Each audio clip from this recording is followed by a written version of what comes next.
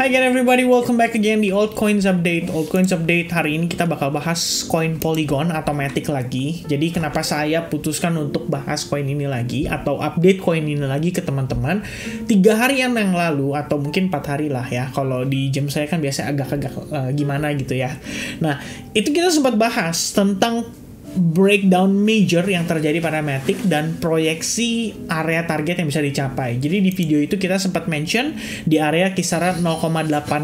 Ini yang paling majornya, dan yang paling dekat itu kan kalau kita lihat di box abu-abu warna box berwarna abu-abu ini itu antara range harga 0,76 sampai 0,82. Nah, per hari ini sebenarnya Matic tuh udah sempat ngetes ke level itu, dan sebenarnya ada opportunity mungkin yang bisa dipertimbangkan sama teman-teman. Kita coba bahas lah ya melalui video update ini. So guys, kita bakal buka untuk time frame daily terlebih dahulu. Jadi sebenarnya ini area yang pengen saya highlight ke teman-teman sekalian. Jadi kalau misalkan kita mungkin kita coba lihat dari bigger pictures dulu lah ya. Kita lihat dari time frame weekly. Apa sih yang sebenarnya terjadi pada koin Matic? Pertama guys, Matic itu dapat rebound dari area demand yang terbentuk di kisaran $0,36. Area ini adalah area di mana tahun lalu sebelum kita create all time high, area ini tuh sempat sideways ya. Kita ngelihat di sini sempat ada sideways walaupun terjadi dalam beberapa candle aja, tapi karena ini time frame-nya weekly, ini kan berarti 1 2 3 4 5 6 minggu ya total dia terakumulasi atau ada terjadi konsolidasi di sana, dan pada akhirnya berhasil breakout. Jadi begitu dia berhasil breakout di sini, ini kita ngelihat berarti kan ada tersisa banyak order di sana, dan per Matic testing ke level itu kita langsung ngelihat dia menemukan semacam reaksi ya pada pergerakan harga di kisaran $0,37 langsung mantul, dan closing weekly-nya itu membentuk bullish engulfing. And then after that kita ngelihat Matic cenderung naik, dan sekarang sebetulnya kalau teman-teman mau coba untuk gunakan trendline ya, misalkan seperti ini, sebenarnya posisi kita pada Matic itu udah berhasil breakdown dari semacam kenaikan rising wedge ya. Jadi kalau kita lihat ini ada sebuah pola yang terbentuk yaitu rising wedge pattern pada time frame weekly, dengan batas atasnya itu tepat sekali guys ya. Ini deket banget dengan area supply-nya. Ya mungkin saya akan ambil di bar yang berwarna hijau ini ya, karena ini adalah last buyers yang tersisa di sana. Jadi setelah buyers yang masuk di sini, kita nggak pernah ngelihat Matic testing lagi ke level itu. Jadi logikanya teman-teman, kalau misalkan ada orang yang nyangkut di sini, ya ini kita berbicara kan dari sekian banyak ya manusia ya, terutama buat mereka di sini yang bertransaksi baik itu di crypto ataupun di spot market ataupun di futures market, itu kan pasti ada banyak banget, dan sebagian dari mereka itu stuck posisinya ya. Let's say seperti itu, sebagian dari mereka posisinya stuck di area tersebut, dan for the first time after mereka nunggu selama lebih kurang 1 tahun ya, hampir 1 tahun lah ya, kita kembali ke level itu.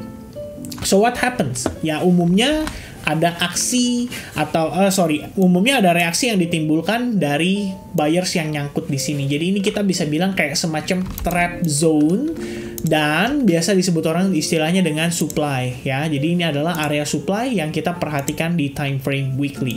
So after that kita ngelihat rejection terjadi pada si Matic ya. After Matic terreject, kita nggak pernah kembali testing ke level tersebut, dan yang terlihat berikutnya adalah kita turun testing sampai ke area trendline pada rising wedge-nya, dan pada akhirnya berhasil breakdown ya. Kalau kita lihat pergerakan ini sudah berhasil breakdown pada sekitaran closing candle tanggal 17 April 2023. And then after that kita ngelihat weakness terjadi pada pergerakan Matic atau cenderung melemah.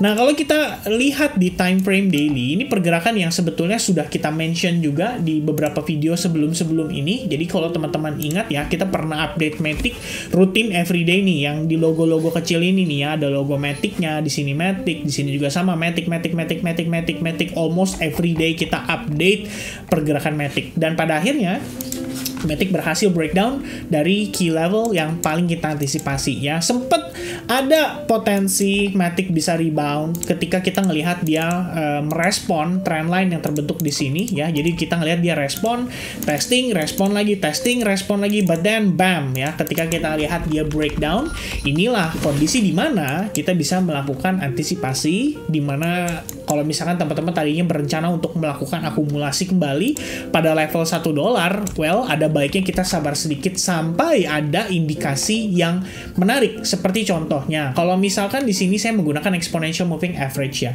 yang 8 dan yang periode 21. Biasanya saya mengharapkan adanya close di atas EMA 21 dan 8 terlebih dahulu. Jadi kita harapkan pergerakannya seperti ini.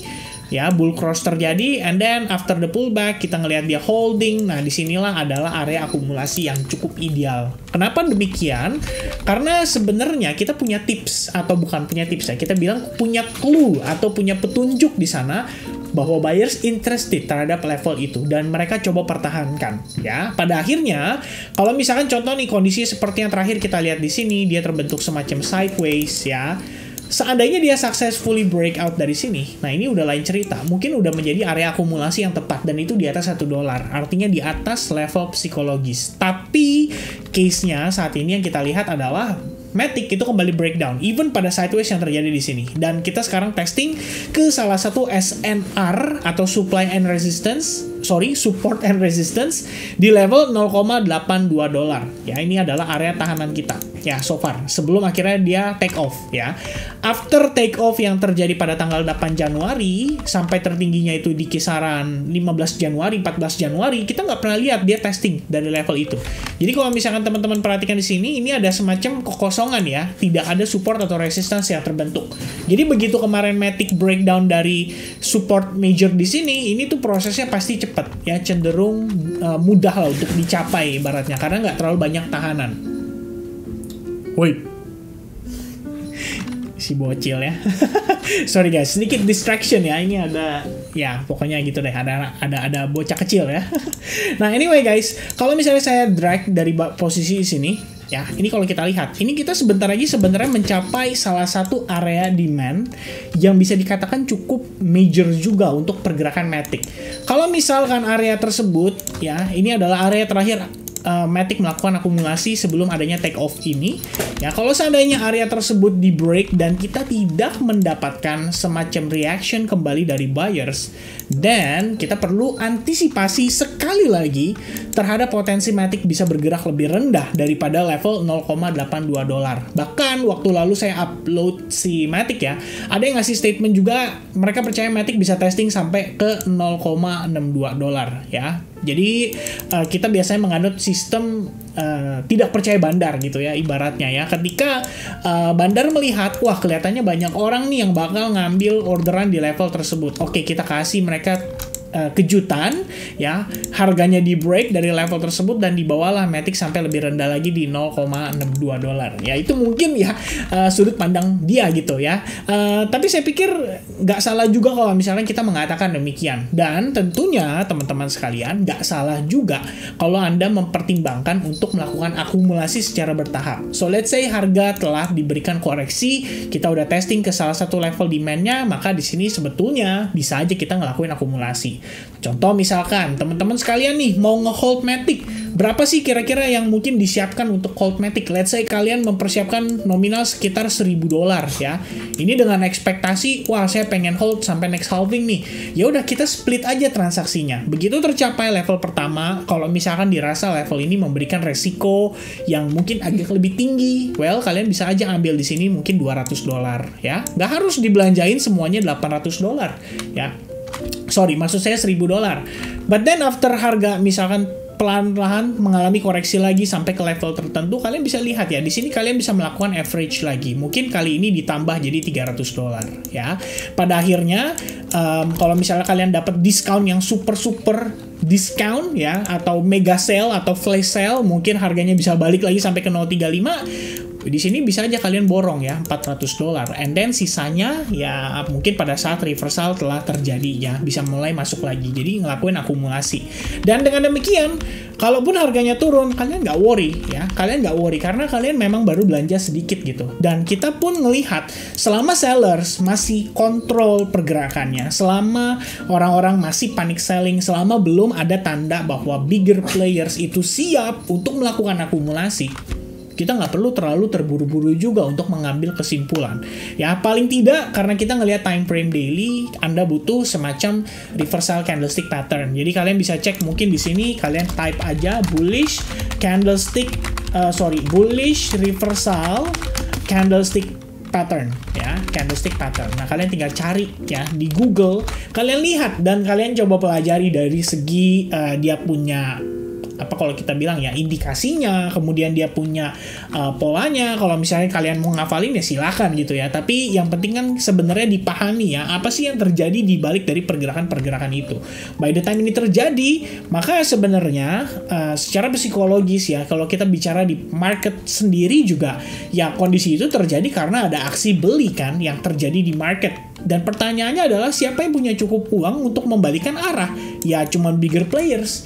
Jadi kalau misalnya bigger players sudah ngasih kita sign, di situ baru kita pertimbangkan. Tapi kalau saat ini kita belum melihat sign sama sekali dan kita mencoba untuk ngambil posisi dengan mempertimbangkan bahwa ini kayaknya udah di bawah nih harganya, itu sebenarnya agak riskan.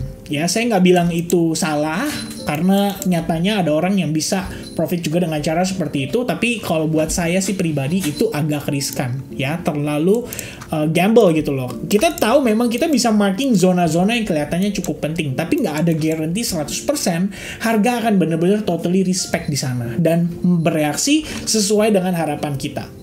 Oke, jadi itu setidaknya yang ingin saya sampaikan melalui time frame daily ini supaya teman-teman punya gambaran terkait dengan potensi pergerakan daripada Matic secara short term, mid term ataupun long term gitu ya. Dan untuk time frame hourly-nya, saya pikir tidak ada yang perlu didiskusikan lebih lanjut ya. Per video terakhir kita update 3 harian yang lalu, saya udah mention soal dia breakdown dari descending triangle. Jadi sebenarnya kalau berdasarkan triangle sendiri, seandainya teman-teman gunakan Fibonacci retracement, ya kita lihat ini Fibo 1618 itu sudah tercapai.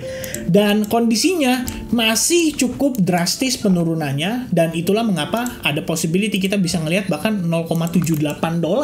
Dan ini artinya kita bakal masuk ke dalam box demand zone yang terdapat pada time frame daily. Karena memang bawahnya itu di $0.75 guys. Alright? Jadi nggak heran kalau misalnya kondisi itu memang bisa terjadi ya. Mungkin saya akan clear dulu ya supaya nanti next update juga kalian bisa lihat ini chartnya lebih fresh ya. Satu yang saya pengen take note pada pergerakan hourly hari ini ada area SNR ya, SNR yang kita bisa lihat ya bagaimana reaction timbul di sana dan harga mampu bertahan di atasnya. Tapi nggak berlangsung lama karena setelahnya harga terkoreksi lumayan agresif dan cukup signifikan. Lalu hari ini area tersebut dites ya, kita bisa melihat ada rejection kembali terjadi di level yang sama. Walaupun di sini kelihatan seperti indikasi membentuk yang namanya P formation ya, ada probabilitas juga ini bisa di-develop menjadi inverted head and shoulders atau inverse head and shoulders. Tapi as long guys, once again, as long kita nggak ngelihat pergerakan ini terkonfirmasi break terhadap neckline atau kembali bergerak di atas resistance sebelumnya, maka Matic belum bisa dikatakan cukup ideal ya. Kita tetap harus antisipasi rejection bisa kembali dan ini ada kemungkinan hanya sekedar untuk lower high-nya saja before kita ngelihat lower low-nya. Alright, so I think that's it everybody. Perhatikan ya SNR yang ada di kisaran level $0.86. Saya pikir ini akan menjadi persimpangan yang antara dia back to bullish untuk short term atau dia stay in the bear zone untuk short termnya. So I think that's it everyone untuk update saya seputaran Matic. Nanti kita akan ada update kembali untuk Bitcoinnya juga. Thank you so much buat teman-teman yang udah menyaksikan video ini sampai selesai. Mudah-mudahan videonya bisa bermanfaat dan bisa menjadi referensi dari analisis teman-teman juga.